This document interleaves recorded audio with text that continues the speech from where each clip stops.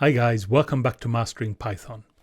So far we've looked at variables, we've looked at conditionals and loops. It's time that we move on to some of the more advanced stuff. We're going to look at data structures. Now over the next few lectures we're going to look at lists and sets, tuples, dictionaries, but today the subject is lists. Lists are like containers where you can keep all of your variables nice and neat in one place, whether it's your integers, your booleans, your strings, or your floats. Imagine a shopping list where you write down all the different items that you want to buy. Lists are pretty much the same thing except in Python, and it's not groceries, it's strings, floats, and booleans. But before we get started, I do have a very small request. You'll notice throughout this video that I've changed the format ever so slightly compared to the previous ones, and I am super curious to hear what you think. So in the comments, please leave any feedback or suggestions that you have on the new format compared to the old ones. But let's not hang about any longer and let's have a look at how we can create some lists in Python. There are different ways that we can create lists. We can create an empty list by simply giving it a variable name, $, and then the square brackets. The square brackets tell Python that we're creating a list. And this can be anything. It can be a shopping list, a to-do list, anything that you want. More often than not, we actually want to create lists that have items in them already. Here, for example, we have a list of fruit, apple, banana, cherries, or a list of numbers. Or here we have a mixed list that has a combination of strings and booleans and floats and integers. And this shows that lists can contain any type of object. So they don't all have to contain strings or all numbers. It can be a mix of all of them. Now, Python also provides another way to create lists using the list constructor. And this is particularly useful when you want to convert other types of data into lists. So here we have a string, Python, and we can simply convert it into a list by using the list constructor. So let's run this. And as you can see, it's created a list with all the individual letters. We can also do this with a range of numbers. So for example, we can take numbers from 1 to 5 and convert them into a list. Let's quickly run this and see what this gives. Now, the great thing about the list constructor is that it can turn any iterable object into a list. Don't worry too much about iterable right now, we'll get back to it, but think of it as any collection of items like a string or a range of numbers. Now, lists can also contain other lists, and this is called nesting, so nested list. And it's really useful for creating more complex data structures. So here's an example where we have a list, and inside this list there's another list. So the 3, 4, 5 is a list contained within the surrounding list. And this is very useful if we, for example, want to create a matrix. We can have a matrix with 3 rows and 3 columns all contained within one list. Right, so now we know how we can create lists. We can create empty lists or lists that already have items in them, or use the list constructor. Now, how do we actually get the items back out of the list? How can we access the individual items? In Python, we use indexing to access individual elements in a list. Now, it's really important to note that Python is 0 indexed, which means that the very first element of a list is item 0. So in this case, apples is item 0 and date would be item 3. This might be a little confusing at first, but you'll get the hang of it very, very quickly. Now, to access individual elements of the list, we use the square brackets again, but this time after the name of the list. So here, for example, we can access the element number 0 and element number 2. Let's try this out. Let's access the first and the third element of the list. Right, let's run this. Okay, so we see that fruit 0 picks out this element apple, whereas fruit 2 picks out the third element cherry. Exactly what we wanted. Now, Python has a really cool feature called negative indexing, where it counts from the end of the list. So we can use -1 to indicate the last element, or -2 the second to last. So let's try this out. Let's look at the last element and the second to last element.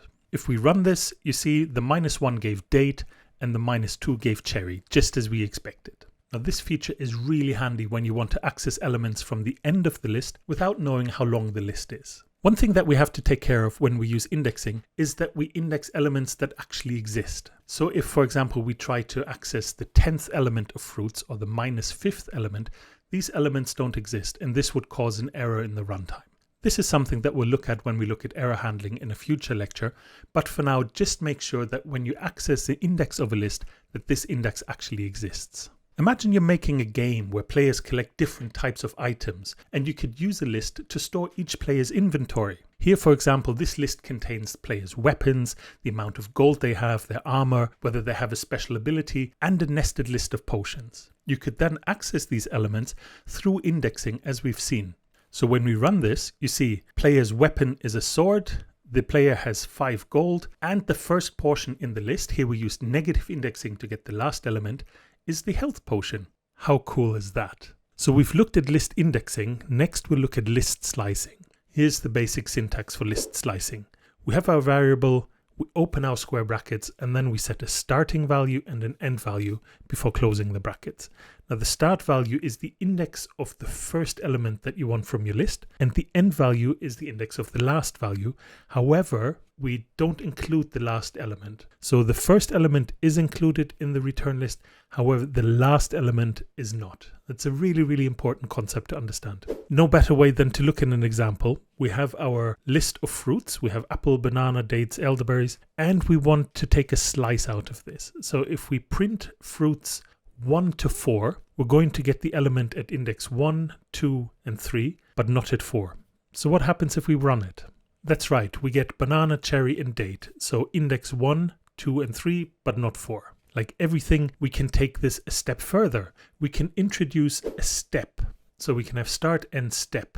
Let's look at an example. We have a list of numbers from 0 to 9, and we want to get all of the numbers from index 1 to 8, but going in steps of 2, so only every second value. Let's run this. There you go, the output is 1, 3, 5, 7, because we're indicating steps of 2. So what happens if we put a negative step, a -1? We want numbers from index 7 to index 2, but going backwards. So this is a nifty way to reverse lists by going negative steps. -1, so we're going 7, 6, 5, 4, 3, because we're going from index 7 all the way up to index 2. If you omit any of the parameters, Python's going to fill them in with some defaults. If you omit the start, it's going to assume you want index 0 as your start. If you're going to omit the end, it's going to assume that you want the last index to be your end index. And if you omit the step, then it's going to assume step of 1. Now that we know how to slice lists, let's learn how to modify them. You can change single elements by assigning a new value to a specific index. Here's an example. We have our fruit list, apple, banana, cherry, and we would like to change banana into blueberry. So we index it, index 1, and we just change the value to blueberry. When we print this out, we get apple, blueberry, cherry. We can also modify multiple elements at once using slicing, which we've just learned. So here we've got a range of numbers from 0 to 5, and we want to replace the numbers 2, 3, 4 with 20, 30, 40. So we can use numbers 2 to 5 equals 20, 30, 40. When we print this out, we get 0, 1, 20, 30, 40, 5, because we've replaced this intersection. One cool thing is that the length of these sequences don't actually have to match. For example, here we have letters A, B, C, D, E, and we want to replace indexes 1 to 4 with X, Y. You'll notice the letters index 1 to 4 is 3 letters, whereas we're only replacing it with 2 letters with X and Y. So let's see what this gives. Okay, so we're actually replacing this whole slice, BCD, with X and Y. So we're losing a letter, but we're replacing the slice with the new values that we gave it. Now, just as a quick recap, it's really important to remember that indices start at 0 and not 1. And when you're slicing, the end index is exclusive, so it's not included in the slice. Python provides a long list of methods that you can use to change and manipulate your lists. Since lists are such a fundamental data structure, we're going to look at the main ones one by one. But by all means, after this section, go into the documentation because there are plenty more that we just don't have time to cover. Let's start with the methods that allow you to add elements to the list. So the 3 main ones are append, extend, and insert. Append adds an element to the end of the list. So here, for example, we have fruits, apple and banana, and we go fruits, append, cherry. This will add cherry to the end of the list. Append modifies the list directly, and you don't need to assign the result to a new variable. The extend method adds elements from another iterable, like another list, to the end of the current list, and that way you can add multiple elements at once. Here, for example, again, we have fruits, apple and banana, and we have more fruits. We have cherry and date. If we extend fruits by more fruits, we get apple, banana, cherry, date, all in one. Insert, on the other hand, adds an element at a specific position in the list. Here we have apple, banana, cherry, and we want to insert blueberry after apple. We go fruits.insert 1 for index 1, blueberry, and this gives us apple, blueberry, banana, cherry when we run it. As well as inserting, there are several methods to remove elements from lists. The most obvious one is called remove. The remove method removes the first occurrence of a specific value from a list. Sticking with the theme of fruits, we have apple, banana, cherry, and banana again. So if we go fruits.remove banana, it's going to go through the list, find the first occurrence of banana, and remove it. So if we run this, the output is apple, cherry, banana, because it kept the last banana and only removed the first one. It's really important to note that if the element isn't in the list, remove is going to raise a value error and it's going to stop your program. So always make sure that the value is actually in the list.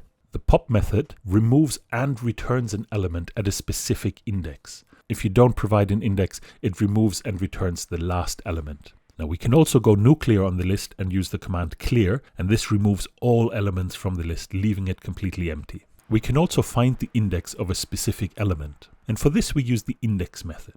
The index method returns the index of the first occurrence of a specified element. You can even give a range within which you want to search for this element. So the syntax is list index, the element that you're looking for, the start within the list, and the end within the list. Let's have a quick look at an example. Again, we have our fruits, apple, banana, cherry, date, and banana. If we want the index of the first occurrence of banana, we go banana index equals fruits.index banana. And this returns index 1, because this is where banana occurs for the first time. If we only want to start looking from index 2 onwards, we can specify this in the index. We can go late banana is fruit.index and then banana, 2, because we're starting to look at index 2. And this returns number 4, because the next time we encounter banana is at index 4. Now again, it's important to note that if the element isn't found, index is going to raise a value arrow. We can also ask Python to count the number of occurrences of a specific element. And for this, we use the count method, which returns the number of times that a specified element appears in the list. If in our trusted example of fruits, we want to count the number of bananas, we go fruits.count and then in quotes banana.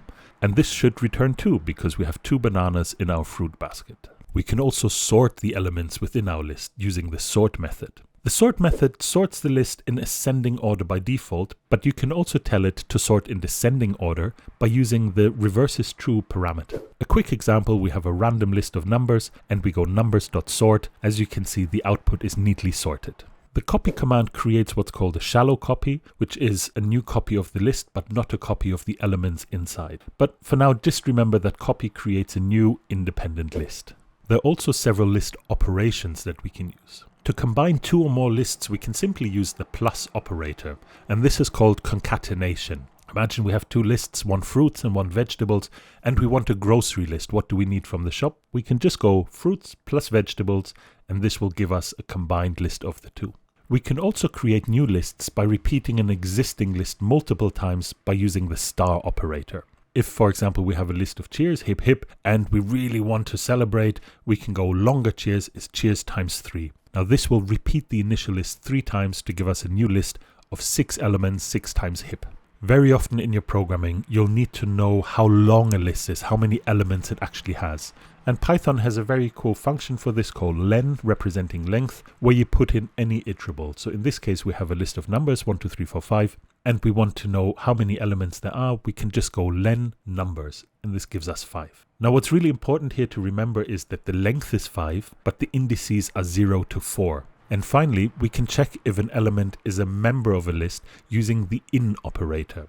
This returns a Boolean value, either true or false, depending whether the element is a member of the list or not. In our fruits example, we could print, is banana in fruits? And it's true, banana is part of the list. If we go print mango in fruits, we get a false because mango is not in apples, bananas, or cherries. And that brings us to a powerful and concise way to create lists, list comprehensions. List comprehensions can often replace loops with a single line of code that both readably and efficiently create lists. Let's start with the basic syntax of list comprehensions. This might look a bit strange at first, but let's break it down. The square brackets tell Python that you're creating a list. You know that. Expression in this case is what you want to put into your new list, and for item in iterable is like a mini for loop inside the brackets. Here's an example. X squared is our expression and range 5 is our iterable. We're saying for each number x in the range of 0 to 4, put x squared into our new list. This is much more concise than using a traditional loop like a for loop in this case. We can make our list comprehensions even more powerful by adding conditionals. In the syntax, you basically add the condition after your iterable. We could extend our example and create a list of even squares from 0 to 9. Now we do this by adding the if x modulus 2 equal to 0. So if the remainder of a division by 2 is 0, then we want to use this x to create our list comprehension. List comprehensions are often more readable for simple operations, but if your logic gets too complex, a traditional loop might be clearer. And as you know, you should always prioritize readability. As always, we can take this a step further and create nested list comprehensions. These are very useful if we're working with nested lists or when we're creating two-dimensional lists. Let's look at this example of creating a 3x3 multiplication matrix. We can see that for I in range 1 to 4, iterates through 3 elements and each time it creates a new list. And this new list, for j in range 1 to 4, produces the product of I times j. So if we run this, we get a neat 3x3 matrix. The more comfortable you get with using list comprehensions, the more indispensable they will become. And you'll soon note that you'll use them all over the place to make your code more readable and faster. Another cool thing about lists is that we can unpack them. This means that we can assign multiple variables from a list all at once. Let's look at an example. Here we have a list 1, 2, 3, and we're assigning the individual elements to variables a, b, and c. When we print them out, it's taken each individual element of the list and assigned them to the variables. However, you have to be careful when the lengths are mismatched. Imagine we have 3 variables that we want to unpack from a list with only 2 elements in it. This would raise a value error, like in this case ABC being assigned from list 1 to 2, C doesn't have an element to assign, and this will raise a value error. Likewise, if we have 3 variables but our list has 4 elements, as in this case ABC and the list is 1, 2, 3, 4, we have an element left over at the end that doesn't have a variable to be unpacked to, so this as well raises a value error. There is a way around this. We can use a star to catch any extra values that aren't being used up, as in this case we have A, B, star rest. The star rest means give me all the remaining elements. When we print A, B and rest, we can see that A became 1, B became 2, and rest became a new list of the remaining elements 3, 4 and 5. Very, very useful technique that will help you assign variables from lists super quickly.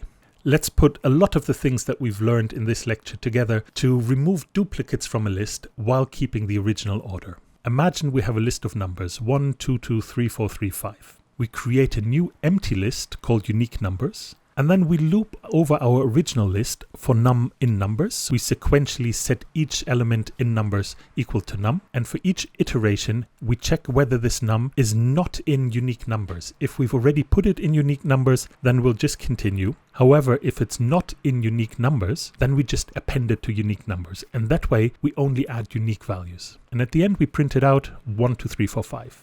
And there you have it, lists in Python. It wasn't that difficult now, was it? Like I mentioned, there is so much more to lists than we could cover in this video. So by all means, go dive into the Python documentation on lists and see what else is out there. For now, if you enjoyed this video, give it a thumbs up, consider subscribing to the channel and leave any feedback in the comments below. I'd greatly appreciate it. Next time, we'll look at the exciting world of tuples. Until then, happy coding.